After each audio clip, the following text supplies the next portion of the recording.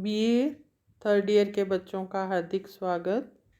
बच्चों, गत कालांश में हमने बात की थी मैथिली शरण गुप्त के व्यक्तित्व की और कर्तृत्व की। आज हम जो है चर्चा करेंगे साकेत की उर्मिला की, क्योंकि आपके पाठ्यक्रम में जो है साकेत का नवम सर्ग जो है आपके पाठ्यक्रम में है, इसलिए उर्मिला का जो विरह वर्णन साकेत के नवम सर्ग में किया गया है उसकी हम जो है चर्चा करेंगे और उसका अध्ययन करेंगे। अध्ययन करने से हम पहले जान लें कि साकेत की उर्मिला का व्यक्तित्व जो है कवि ने किस रूप में गढ़ा है।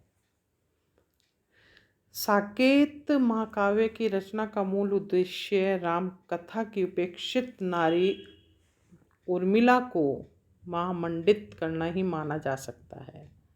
जैसा कि आपको पहले अध्याय में मैंने पिछले उसमें बताया था कि गुप्त जी को जब द्विवेदी जी ने ये लिखकर भेजा कि रामायण या राम कथा में से उन उपेक्षित नारियों को चित्रित करके कोई काव्य का जो है लेखन किया जाए, उससे प्रेरित होकर कवि गुप्त जी ने जो है साकेत की रचना की। जैसे कि बताया था, साकेत का अर्थ है अयोध्या, और अयोध्या को ही केंद्रित रखकर कवि ने साकेत लिखा था।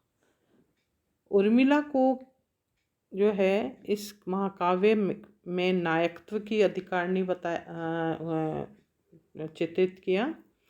उर्मिला का मूल रूप भले ही किसी प्रकार का हो, पर साकेत में गुप्त जी ने जिस उर्मिला की सृष्टि की वह दिव्य सौंदर्य की प्रतिमा है। कवि की कल्पना का संस्पर्श पाकर विनोदशील और हास्य प्रयासमयी भोली भाली सुकुमार हृदया पत्नी के रूप में सामने आई है उर्मिला। गुप्त जी ने रामकथा में जो मौलिक उद्भावनाएं की उनमें अधिकतर उर्मिला से ही संबंधित है।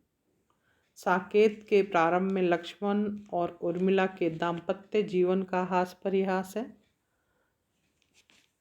लक्ष्मण और उर्मिला के पारिवारिक जीवन की मनोरम झांकी है। उर्मिला का विरह वर्णन है और लक्ष्मण शक्ति के बारे में सुनकर जो उर्मिला का रणचंडी के वेश में महल से निकलना है उसका चित्रण साकेत में किया गया है।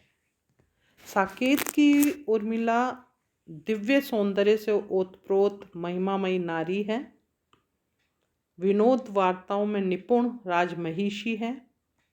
यही नहीं अपितु वह उच्च कोटि की कलाकार है तथा त्याग और धैर्य की सजीव प्रतिमा भी है। आत्म बलिदान के भावों से ओतप्रोत उर्मिला में नारी सुलभ सुकुमारता और शालीनता विद्यमान है। उसमें देश प्रेम और स्वाभिमान की भावना फूट फूट कर भरी हुई है।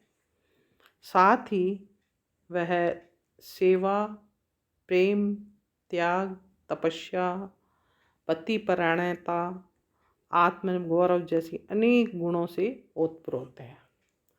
साकेत के नवम सर्ग में कवि ने उर्मिला के बचपन और युवा जीवन की यथार्थ झांकी इस गीत में प्रस्तुत की है। जीवन के पहले प्रभात में आँख खुली जब तेरी। निसंदेह इसका बचपन सरस एवं मधुर भावनाओं से युक्त रहा और युवावस्था विरह वेदना से युक्त रही। वह जानती हैं कि जीवन में फिर प्रभात होगा। इसी आशा के सहारे वह विरह के लंबे 14 वर्षों को चिता सकने के लिए, उन 14 वर्षों का समय को व्यतीत करने के लिए अपने मन को तत्पर करती है। उर्मिला के जीवन की वेदना का चित्रण जो है वो नवम सर्ग की विषय वस्तु में ही है। इसकी चरम अभिव्यक्ति इस गीत में हुई है। गीत है वेदने तू भी भली बनी, आ अभाव की ए आत्मजे और अदृष्टि जनी। कवि ने वेदना को अभाव की पुत्री माना है तथा दृष्टि को उसकी माता स्वीकार किया है। उसकी यह कल्पना निश्चय ही अत्यंत ही मार्मिक और मधुर है। गुप्त जी ने इसी सर्ग में उस गीत को भी लिखा है जिसमें शरद ऋतु आने पर उर्मिला अपने प्रिय के विभिन्न अंगों पांगों को शरद ऋतु में देख रही है। निरख सखी ये खंजन आए, फेरे उन मेरे रंजन ने, नयन इधर मन भाए। उर्मिला के मन में जो काम भावना उद्दीप्त हो रही है उसकी अभिव्यक्ति भी इस गीत में हुई है। मुझे फूल मत मारो, मैं अबला बाला वियोगिनी, कुछ तो दया विचारो। वह चुनौती भरे स्वर में कहती है कि हे कंदर्प, यदि तुम्हें अपने रूप गर्व है तो उसे मेरे पति के रूप पर न्योछावर किया जा सकता है। निश्चय ही साकेत जो है वो नायिका प्रधान महाकाव्य है और उसकी उर्मिला उसकी केंद्र बिंदु है। इस महाकाव्य के केंद्रीय पात्र के पद पर उर्मिला की को इस तरह प्रतिष्ठित करना उचित है। उर्मिला में नायकत्व के लिए अपेक्षित सभी विशेषताएं हैं। साकेत में प्रकृति के मनोरम झांकी अंकित की गई है। नवम सर्ग में षठ ऋतु वर्णन करते हुए प्रकृति का चित्रण आलंबन और उद्दीपन रूप में किया गया है। विरहिणी उर्मिला को कोयल की कूक भरती हुई सी लगती है। वह कोयल जो कूक रही थी आज दिल को हूक भरती है। इस तरह जो है हम निष्कर्ष रूप में कह सकते हैं कि साकेत की उर्मिला गुप्त जी की कल्पना से निर्मित एक ऐसी न्यारी चरित्र है जिसने उर्मिला के परंपरागत चरित्र को एकदम बदल दिया है। इससे पाठकों को भी उर्मिला से पूर्ण सहानुभूति उत्पन्न हो जाती है और वे उसकी मर्म व्यथा से पूर्णतः परिचित भी हो जाते हैं। धन्यवाद बच्चों।